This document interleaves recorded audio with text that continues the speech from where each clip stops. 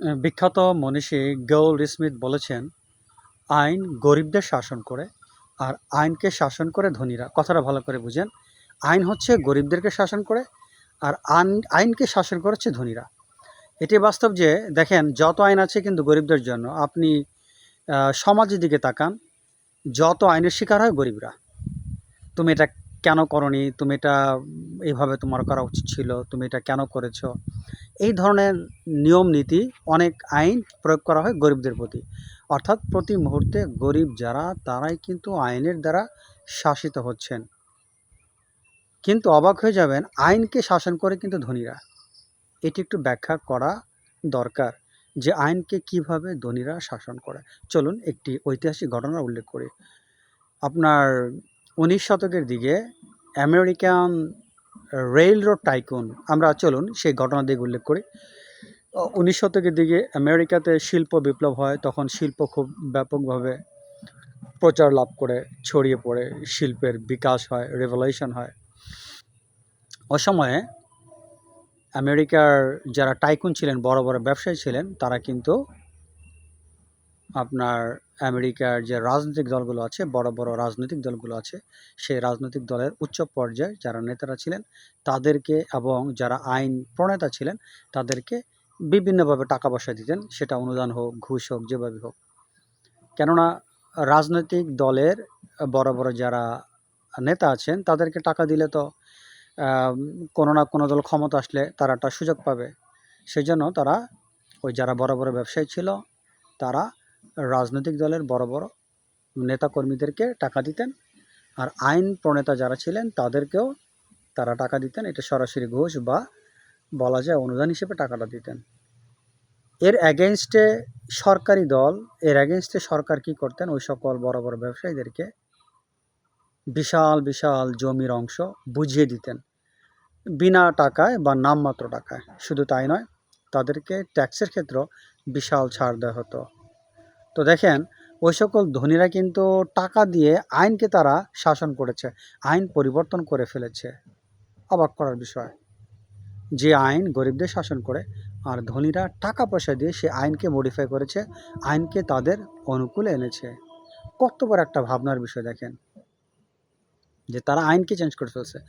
ওই সময় কিন্তু যারা ছোট ছোট ব্যবসায়ী ছিল তারা কিন্তু ওই বড় বড় ব্যবসায়ীদের ধারে কাছেও যেতে পারতেন না, কম্পিটিশনে তারা টিকে থাকতে পারতেন না। কেননা ট্যাক্সের যেই ইনকাম ট্যাক্সের যে সুবিধাটা, সেটি শুধুমাত্র বড় বড় ব্যবসায়ীরা পেতেন, ছোট ছোট ব্যবসায়ীরা পেতেন না।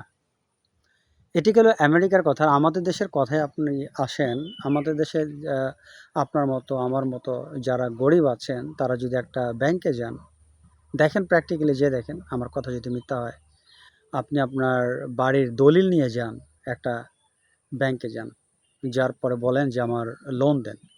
দেখেন আপনার কত কাগজপত্রর কথা যে আপনাকে বলবে, সেই কাগজপত্র ম্যানেজ করতে করতেই আপনার মনে করেন দফায় রফা থাকবে না, এটা লাগবে, ওটা লাগবে, এটা লাগবে।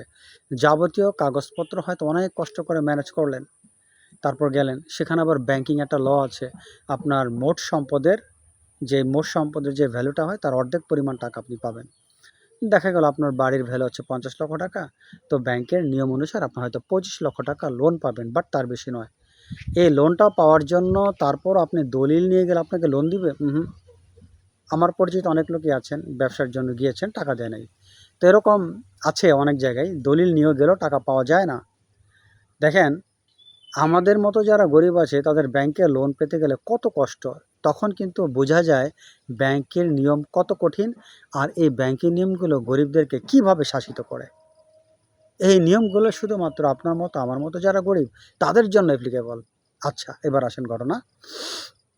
পক্ষান্তরে ব্যাংকের একজন ক্লায়েন্ট অনেক টাকা পয়সার মালিক, ধরেন তার লোন লাগবে, তার টোটাল অ্যাসেট আছে ধরেন 10 কোটি টাকা, বাট সে ব্যাংক থেকে নিবে 50 কোটি টাকা। তো 10 কোটি টাকার অ্যাগেনস্টে তো অর্ধেক অর্থাৎ 5 কোটি টাকা লোন আসে, কিন্তু তাকে দিবে 50 কোটি টাকা।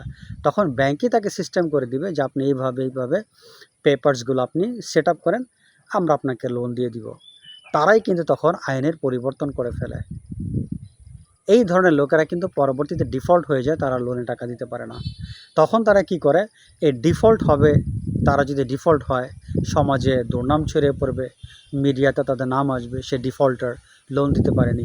তখন তারাই কি করে, ব্যাংকের ক্লজকে তারা চেঞ্জ করে, ব্যাংকের আইনকে তারা চেঞ্জ করে, যেন তারা ডিফল্টার না হতে পারে। একটা জাস্ট 2% ডাউন পেমেন্ট দিয়ে তারা কিন্তু ডিফল্টার থেকে তাদের নামটাকে তারা কাটাতে পারে। দেখেন এই ধরনের ধনী ব্যক্তিরা কীভাবে আইনকে শাসন করছে। গেল, অ্যাসেট আছে 10 কোটি টাকার, যেখানে নিয়ম মোতাবেক 5 কোটি টাকার সম্পদ পাবে, লোন পাবে, সেখানে 50 কোটি টাকা ব্যাংকের ম্যানেজার সাহেব ব্যবস্থা করে দিয়েছেন। আমাদের দেশে বর্তমানে ঋণ খেলাপির পরিমাণ কত শুনে অবাক হয়ে যাবেন। বর্তমানে অলমোস্ট যতগুলো বাণিজ্যিক ব্যাংক আছে, হাতে গোনা কয়েকটা ব্যাংক ছাড়া, যেমন BRAC bank, city bank, Dutch Bangla bank, EBL, এই ধরনের কয়েকটা ব্যাংক ছাড়া, উত্তরা বা আপনার পূবালী, এই সকল কয়েকটা ব্যাংক ছাড়া অধিকাংশ ব্যাংকের কিন্তু ঋণ খেলাপি 70% প্লাস। এই ঋণ খেলাপি কীভাবে হয়েছে? এই ধরনের ধনী ব্যক্তিদেরকে তারা লোন দিয়েছে লাগামহীনভাবে, তারা জামানত ছাড়া লোন দিয়েছে। তারা ওই যে আইনের কথা বললাম, ওই সকল ধনীদের জন্য তারা আইন পরিবর্তন করেছে।